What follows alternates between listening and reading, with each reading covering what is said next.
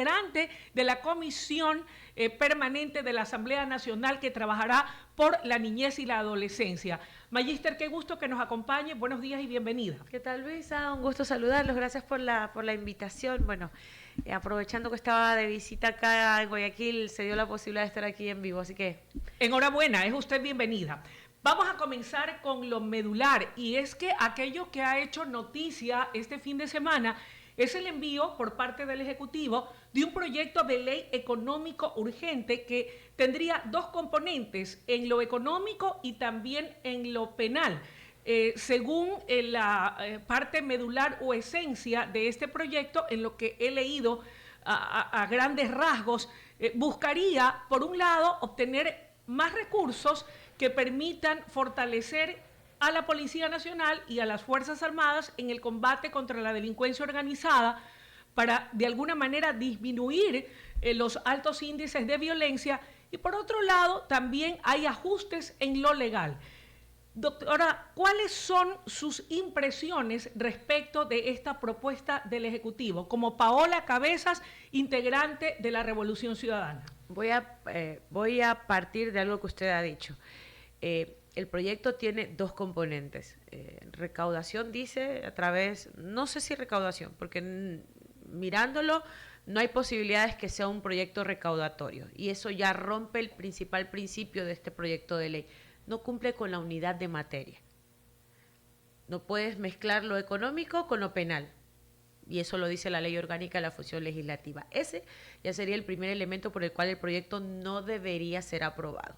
Por esto, unidad de materia. Todo proyecto económico urgente debe versar en un solo componente. Es decir, debería tratar solamente el tema económico y otro lo legal. Lo legal no debería entrar como económico urgente. Por eso creo que ese es el primer elemento que rompe la norma, por un lado. Por otro, no veo en el proyecto una posibilidad recaudatoria. Ahí el presidente dice que le va a permitir a las personas que donen, pues se les va a hacer pues una exoneración del impuesto a la renta de un 30%, pero si usted analiza, no son recursos. Primero tienes que esperar que alguien quiera donar, tienes que esperar que a alguien en realidad le interese donar, dicen, no sé, tecnología, todas estas cosas. Okay. Entonces, habría que esperar. Entonces, no es una cosa que tú dices, bueno, yo voy a contar este año con tantos recursos para darle una lucha. Va a depender de la voluntad de los donantes. Y eso, obviamente, no te da certezas de que eso económicamente sea efectivo. Ok, segundo punto. Segundo punto, yo creo que la ley genera, y voy a buscar términos un poco más rápidos, quiere provocar construir un sistema penal paralelo express. ¿Por qué? Primero, porque habla sobre, primero, reformas para ciertos delitos en donde en cerca de 15 días se pueda juzgar a quienes están allí. Yo no soy... primero, ni jueza ni fiscal, ni tampoco soy abogada experta en lo penal, pero de lo que he leído, porque no somos nosotros los únicos que hemos hecho observaciones desde un poco la parte técnica, pero ya quienes obviamente tienen más conocimiento están preocupados. Porque, por ejemplo, en el caso de los 4 chicos de las Malvinas, que ya, de acuerdo a la justicia, ellos se han declarado responsables de la desaparición forzada, de las torturas y todo este tema, si se aprueba el artículo que el presidente de la República dice que indultaría, aún en investigaciones, a policías o militares que hayan incurrido en el excesivo uso de la fuerza, los indultaría. Creo yo que este artículo está buscando justamente dejar en libertad a los que ya se han reconocido responsables de la desaparición forzada de los chicos de las Malvinas. Es una interpretación que no la hago solamente yo, sino los abogados que trabajan en temas de defensa de los derechos humanos. Dos elementos importantes que quisiera poner en el debate. Nosotros no estamos en desacuerdo que por fin el país hable de una vez por todas de las economías ilícitas. Y me parece importante y una gran oportunidad que el presidente de la República nos da, no solamente a la Asamblea, sino a todos. Oiga, qué bueno, porque hay un punto de consenso, es el interés de los ecuatorianos. A ver, ¿a quién no le va a gustar en este momento que transparentemos lo que pasa? Voy a poner como elemento lo que pasó en el Alto Punino, en Orellana. Así es. Ahí, mire, usted puede ver ahí toda la conjugación de delitos y que obviamente se debería abordar desde esa problemática. Había una investigación, parece, desde la inteligencia militar para poder atacar. De acuerdo a información de las mismas Fuerzas Armadas, se filtró la estrategia militar que tenían para abordar ese, digamos, ese campo ilegal de minería. Vamos a hacer algo para de una vez por todas depurar las Fuerzas Armadas y la policía, porque usted no le puede dar una lucha sin cuartel a las economías criminales con los mismos militares y policías corruptos, pues. No puede, es imposible. En ese contexto... Entonces, si vamos a hablar de esto, perfecto. Yo creo que es la gran oportunidad y al menos desde mi lado todavía estamos nosotros como bancada analizando la ley, pero yo creo que ahí tenemos una gran oportunidad. Primero, hay que poner sanciones a los bancos que laven plata de las economías ilegales, porque, perdónenme, ellos no guardan la plata en el colchón. Estamos hablando que los mismos familiares de estos grupos irregulares de Orellana tienen 49 millones en los bancos. ¿Quién los controla? Eso es parte de la de las propuestas que vamos a dar, por supuesto. Para poder hay que poner sanciones, más perfectible hay que poner sanciones a los bancos que tengan vínculos con economías ilícitas. ¿Cuál sería el de otro frente? aporte? Segundo, creo que es importante revisar la UAFE. ¿Qué está haciendo la UAFE para identificar el enriquecimiento ilícito de jueces y fiscales? No nos mintamos. Acá no vamos a poder dar una lucha sin cuartel a las economías ilegales si no empezamos depurando la justicia. Paola. Eso es clarísimo. Por otro lado, rapidito, la importación de maquinaria, porque ustedes veían que las máquinas que trabajan en minería ilegal no son cositas pequeñas, pues son grandes maquinarias que alguien las importa. ¿Quién las importa? ¿Cómo las compran? No hay ningún tipo de regulación. ¿Quién les provee combustible? ¿De dónde sale el combustible para que esa maquinaria trabaje? Siempre se ha dicho, y es vox populi, que muchas de las mafias, organizaciones criminales están mejores dotadas con armamento, con tecnología de punta, que las propias fuerzas que sí están en la ley. Y el tema es que el sistema ecuatoriano se los permite. Aquí queremos en realidad darle una lucha sin cuartel. Hay que transparentar. Transparentar. Y vamos a un debate nacional. Vamos, ¿qué pasa con la superintendencia de compañías que no controla compañías creadas para lavar plata del crimen organizado? Hablemos claramente de eso. No estamos, y porque ahí ya vi los titulares, la Revolución Ciudadana está en contra. Si ustedes revisan mi tuit, dije, esperamos que haya un debate transparente. Ustedes van a apoyar en todo caso todo lo perfectible, lo bueno, lo rescatable. Vamos a aportar, queremos que nos permitan aportar y mejorar.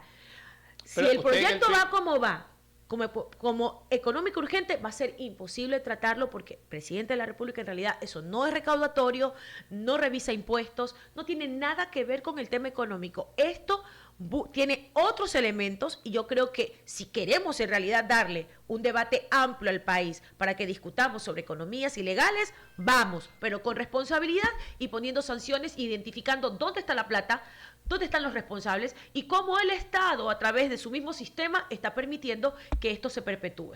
Usted mencionaba en ese tuit, que lo colocó el fin de semana, de un grave retroceso a la democrática. ¿A qué se refiere básicamente?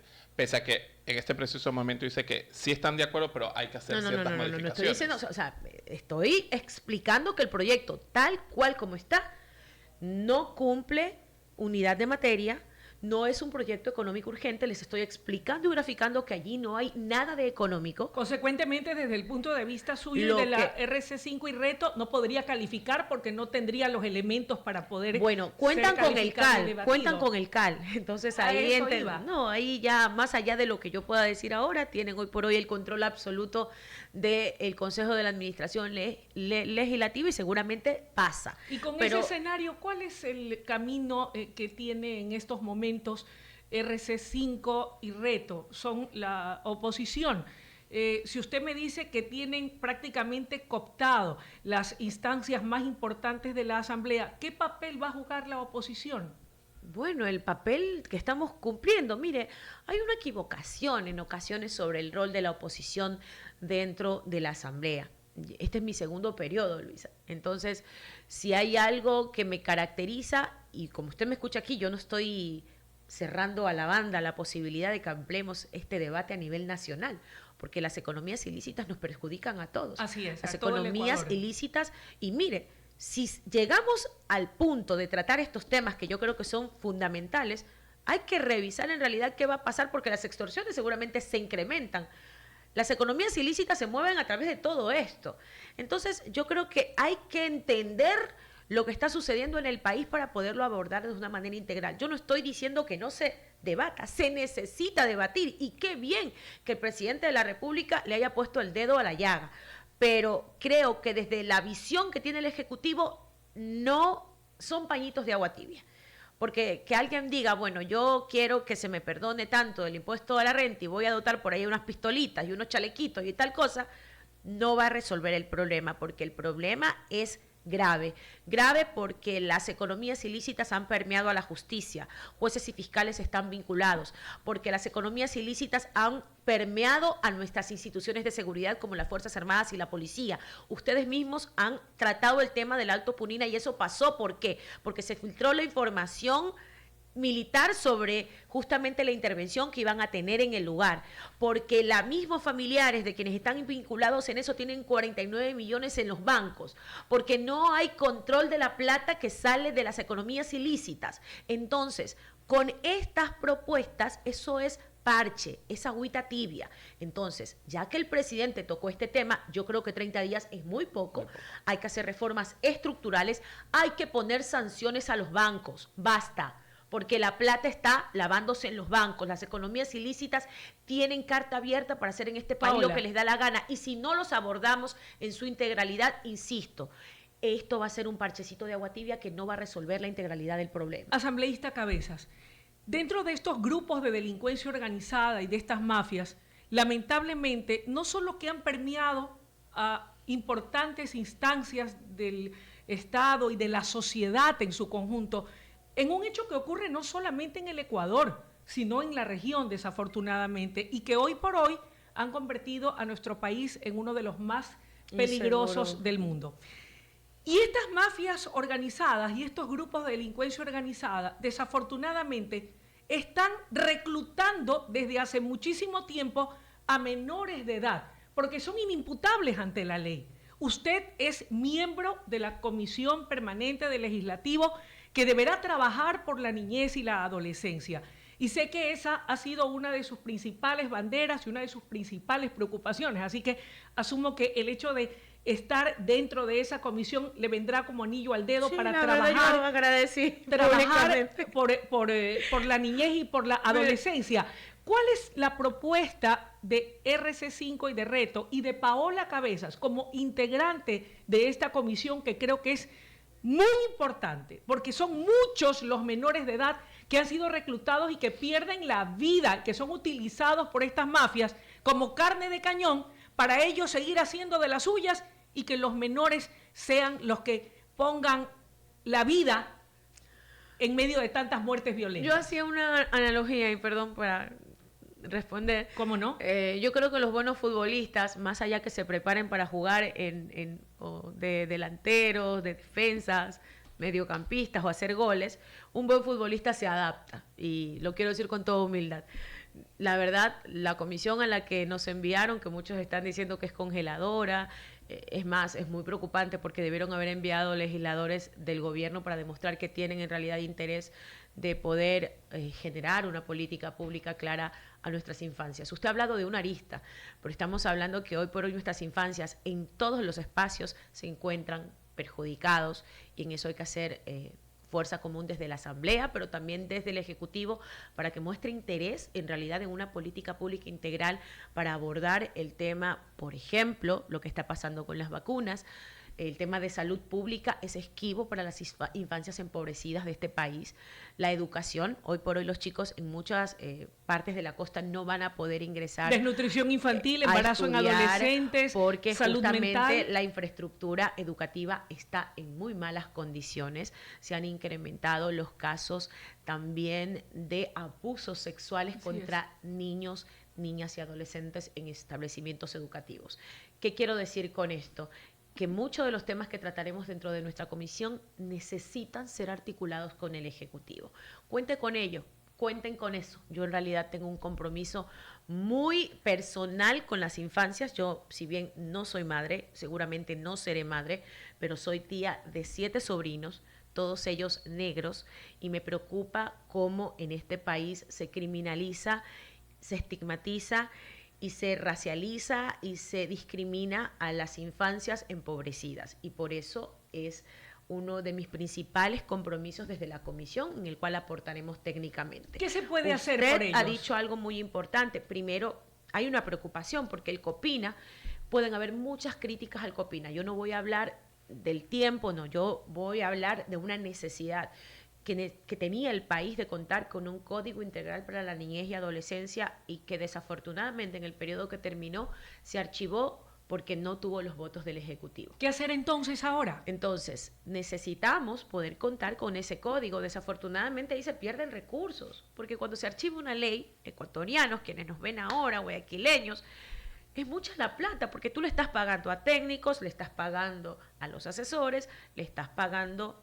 Hay todos los recursos públicos involucrados. Entonces, cuando el presidente veta una ley o cuando en el Pleno se archiva una ley, a veces dicen perjudicas a un político. No, estás perjudicando también el mismo erario nacional porque has perdido recursos y tiempo. ¿Cuál era el espíritu importante de esa ley, la parte medular que finalmente usted dice fue archivada? Mire, es un código muy amplio, no tengo detalles específicos ahora, pero si en algo voy a concatenar con la pregunta que usted me hizo, porque no me quiero deslindar.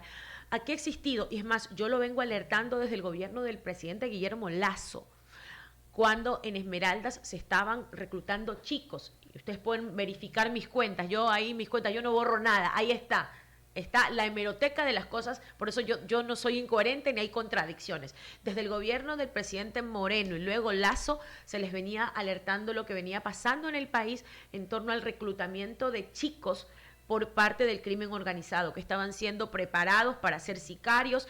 Y mire, más allá de las lecturas que tenemos, porque la problemática que tiene la región, no solamente es Ecuador, ahorita Perú también está dentro de su legislación revisando si es que se tiene que en este caso imputar a los jóvenes que cometan delitos. En este caso, sicariato. Perú ya lo hizo. Nosotros podríamos revisarlo, pero el tema es abordar la problemática desde la integralidad. Yo voy a hablar desde mi provincia. ¿Y usted está de acuerdo una que provincia se empobrecida, mire, si hay un niño de 8 años, 10 años, 11 años que mata, pues esto evidentemente tiene que cumplir. Es más, ahora, actualmente, la misma norma ya ellos no quedan en la impunidad. La discusión era si tenían que ir a las mismas cárceles a cumplir las penas. Y esa es la discusión, porque si tú mandas a un chico de 11 años a cumplir una pena en una cárcel donde hay adultos, tampoco le estás garantizando rehabilitación. La discusión va por ese lado. Las penas existen. El tema es la forma de la imputabilidad del delito y si tienen que ir a cumplir la pena en las mismas cárceles. Para endurecer la pena a un menor que comete un delito. Que se discuta. Lo que estoy diciendo es que más allá de un tema punitivista, que está haciendo justamente el Estado para evitar y garantizar que esos niños caigan en las redes del narcotráfico o que caigan en las redes del crimen organizado. Usted lo ha dicho, soluciones integrales. Es ahí donde yo siento que ha habido un desconocimiento o una orfandad, porque el Estado, a través de sus instituciones de gobierno, no han hecho absolutamente nada para evitar esto. Y en ese contexto, ¿qué están proponiendo? Hablan de una solución integral que no solamente apunte a reprimir un delito a través del endurecimiento de penas en caso de que al debatirlo pudiera tener consenso o no. Pero usted ha tocado un punto que coincido con usted, la necesidad de ir hacia una solución integral del problema, a rescatar a esos menores, a darles educación, a darles salud, a darles apoyo. Pero en ese contexto y para poderlo materializar, ¿qué es lo que usted va a promover y a proponer dentro de la Comisión de la Niñez y Adolescencia? Bien, el COPINA era parte de justamente abordar esa problemática. Había un libro específico porque ahí justamente se hablaba, y esto ha sido un debate muy amplio, yo no creo que el populismo penal sea la solución. Yo sí creo que hay que endurecer penas, yo creo que hay que ir a las reformas. Mire, el año pasado nosotros aprobamos absolutamente todo lo que el presidente de la República pidió. Se hizo una consulta popular, se incrementaron penas para extorsión, para secuestro extorsivo. Mire, se incrementaron todas las penas. Y ahora en este proyecto que el presidente propone habla de más incrementos de penas. Pero el tema es que, ¿cómo hacemos? Y quiero volver justamente al problema. ¿Qué hacemos para que un sistema funcione de manera integral? Y hablo de jueces, fiscales, militares, policías, el mismo sistema de protección a las infancias. Porque, insisto, cuando tú previenes, y previenes en cualquier cosa, previenes en el tema de embarazo adolescente, cuando hay prevención en todo, estamos hablando que pueden disminuir el número de chicos que caigan en las garras de la delincuencia. ¿Qué está pasando con los adultos que someten a los chicos a eso? Porque estamos hablando, criminalicemos a los chicos, pero ¿quiénes son los que manejan las bandas? Son adultos, están presos. ¿Hay algún líder de banda detenido en este país? No. Entonces es muy fácil y es comprensible, la sociedad tiene miedo. Y si son niños los que delinquen, hay todo un sistema diciendo, mátenlos, métanlos presos, que se mueran. Pero ¿quién está mirando la integralidad del problema? Aquí no hay un solo líder de banda detenido. Paola, y a quienes obviamente los cooptan y los tienen como carne de cañón en los territorios empobrecidos y racializados, son los que quieren que vayan presos. No estoy diciendo que no, entendamos. Aquí tenemos, sí, endurecer penas, mejorar el sistema carcelario, por Dios. Las cárceles en este momento no son sistemas de rehabilitación. Desde ahí operan el crimen organizado. Sino de perfeccionamiento del hablemos desde delito. la Paola, integralidad. pero esto ya viene de gobiernos anteriores, que no se hizo mayor cosa. Le pregunto, en la parte política, ¿cómo la Revolución Ciudadana se siente hoy por hoy? Porque Mónica Palacio el fin de semana subió un tuit donde ella da a entender que se sienten callados, minimizados. Ahora a la mayoría de ustedes que los representan dentro de la Revolución Ciudadana los enviaron o están dentro de la Comisión de la Niñez. No están en las comisiones más representativas dentro de la Asamblea. Acabo de hacerle una analogía. Yo soy ¿a dónde tipo... voy? ¿A dónde voy? ¿Creen No sé. que la Revolución Ciudadana Mbappé. de alguna forma ha sido sepultada o no? No, le acabo de hacer una analogía. Yo soy tipo Mbappé. Póngame en donde me pongan, les voy a hacer goles. Así que tranquilos, relajados. No, para nada. Mire, yo soy una legisladora. Yo amo ser legisladora. Y en realidad, con mi equipo nos hemos replanteado todo. Es más, ustedes saben que yo vengo haciendo una lucha que la he asumido personal, que es el tema de las defensas a los chicos de las Malvinas. Y yo sé que a muchos no les puede gustar.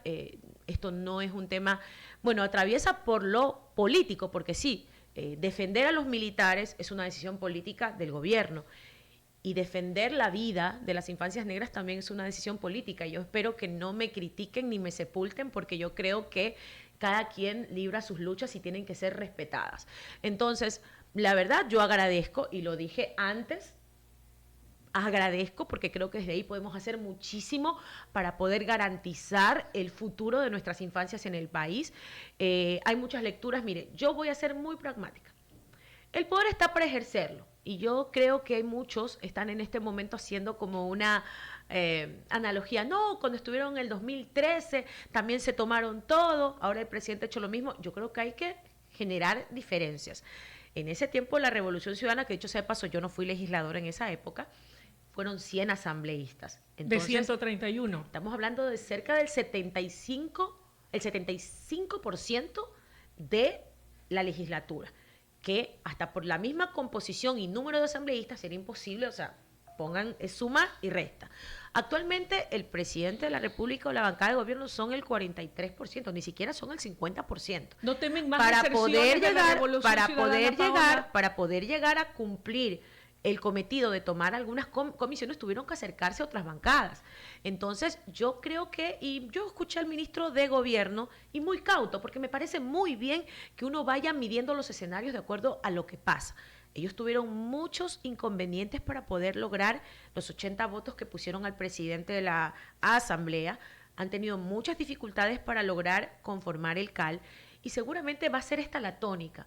Mayorías móviles para todo. Quiere decir Y que no eso, alcanzarían una mayoría calificada de 101 legisladores. Y dicho por el mismo ministro de Gobierno, dice, no somos aplanadora.